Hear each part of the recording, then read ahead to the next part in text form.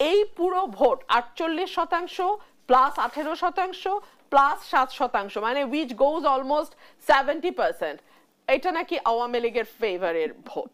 হ্যাঁ, so that is an interesting observation and that's an interesting ব্যাখ্যা, I would rather say, because মানে 48% এখনো মন স্থির করে নাই মানেই তারা নৌকায় ভোট দিবে, বা 18% এখনো কিছু বলছে না মানেই তারা নৌকায় ভোট দেবে, ভয় পাচ্ছে বলতে, বিষয়টা বোধহয় সেরকম না। তবে বাংলাদেশের একটা বড় অংশের মানুষ, বড় অংশ বলতে আমি মানে ভিন্ন মত আছে, 20 থেকে শুরু করে 30-35% মানুষ, আমি জানি না বিকজ আমাদের 15 বছর ভোট হয় নাই, ভোট হলে আমি বলতে পারতাম কত পার্সেন্ট মানুষ আওয়ামী লীগের মানে কোর ভোটে আছে, আমাদের নির্বাচন হয় না, so I do not know.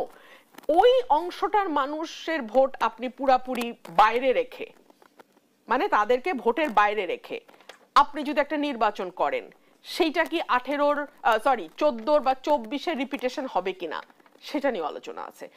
কিছুদিন আগে একটা রিপোর্ট এসছে গণমাধ্যমে, বিএনপির সাথে আসন ভাগাভাগি নিয়ে এনসিপি জামাতের মধ্যে এক ধরনের দর কষাকষি আওয়াজ আমরা শুনতে পাচ্ছি, অ্যাটলিস্ট ইসলামী দলগুলোর সাথে বিএনপির একটা দর কষাকষি। তো সেটা যদি হয়, সেই নির্বাচনকে কি আপনি ফেয়ার নির্বাচন, মানে সেটা হলে কি হতে পারে?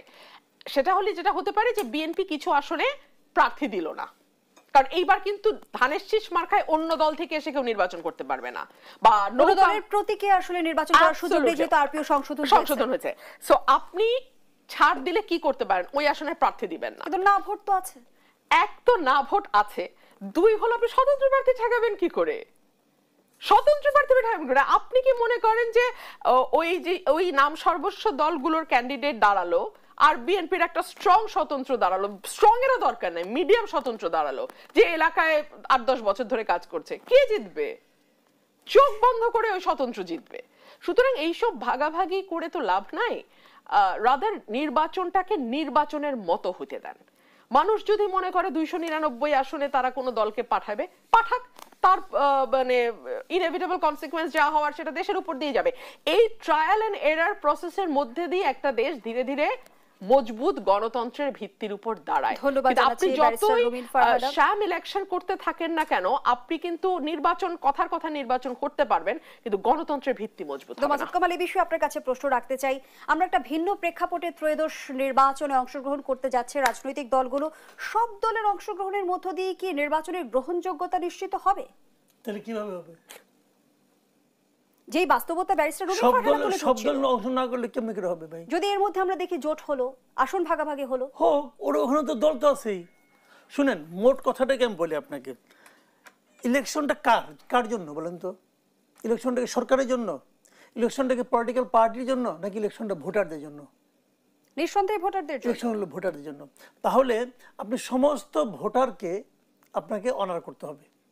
সমস্ত ভোটার যেন নির্বাচনে ভোট দিতে যে তার পছন্দের প্রার্থীদের জন্য কিছু অপশন পায়, যে আমি একে না হলে ওকে দেব, ওকে না হলে ওকে দেব।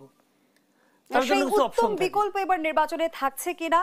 আন্তর্জাতিক মানদণ্ড অনুযায়ী নির্বাচন আয়োজন করার জন্য নির্বাচন কমিশনকে 4 মিলিয়ন ইউরোর বেশি সহায়তা প্যাকেজ দেবে ইউরোপিয়ান ইউনিয়ন। একটু জানতে চাই, আন্তর্জাতিক মানদণ্ড নির্ধারণের আসলে পদ্ধতি কি হতে যাচ্ছে?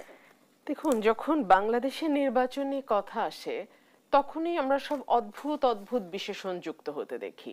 কখনো শুনি অবাধ, সুষ্ঠু, নিরপেক্ষ, কখনো শুনি অন্তর্ভুক্তিমূলক, কখনো শুনি আন্তর্জাতিক মানদণ্ড, কখনো শুনি উৎসব মুখর, এক এক সময় এক এক মানে বিশেষণ এসে যুক্ত হয়। দেখুন, পৃথিবীর অন্য সকল দেশেও তো নির্বাচন হয়, কিন্তু সেখানে তো সব অদ্ভুত বিশেষণ আমরা যুক্ত হতে দেখি না। আর বাংলাদেশে এইসব বিশেষণ যুক্ত হওয়ার সাথে সাথেই আমরা দিনের ভোট রাতেও হতে দেখি, আমরা একদলীয় ভোট করে সংসদ পুরোটা দখল হয়ে যেতে দেখি, আমরা দেখি মানে আমি ডামি নির্বাচন, কিংবা মধ্যরাতে ভোট হয়ে গেছে, কেউ ভোটই দিতে পারে নাই, অদ্ভুত সব দেখি। সো এইসব ভারী বিশেষণ যুক্ত না করে নর্মালি যে নির্বাচনটা স্বাভাবিক হয়, কিরকম নির্বাচন স্বাভাবিক? যারা প্রার্থী হতে চাইছে তারা প্রার্থী হতে পারবে, যারা ভোটার তারা নির্ভয়ে যাকে তাদের পছন্দ, যাকে তাদের খুশি তাকে ভোট দিতে পারবে, সরকার নিরপেক্ষ ভূমিকা পালন করবে, আইন প্রশাসন যারা কর্মকর্তারা আছেন তারা তাদের দায়িত্ব আইন শৃঙ্খলার মধ্যে থেকে তাদের দায়িত্ব পালন করবেন। কোনো পক্ষের দিকে টিল্টেড হয়ে বা কোনো পক্ষের দিকে বেশি একটু ঝুঁকে গিয়ে তারা তাদের দায়িত্ব পালন করবেন না। আমরা চাই রাজনৈতিক দলগুলো যখন প্রচারণা চালাবে, একটি দল আরেকটি দলের উপরে কোনো রকম কোনো সহিংসতা হামলা করবে না। একটি দলের প্রার্থী বা তার কর্মী তারা অন্য দলের সহিংসতা বা হামলার শিকার হবে না।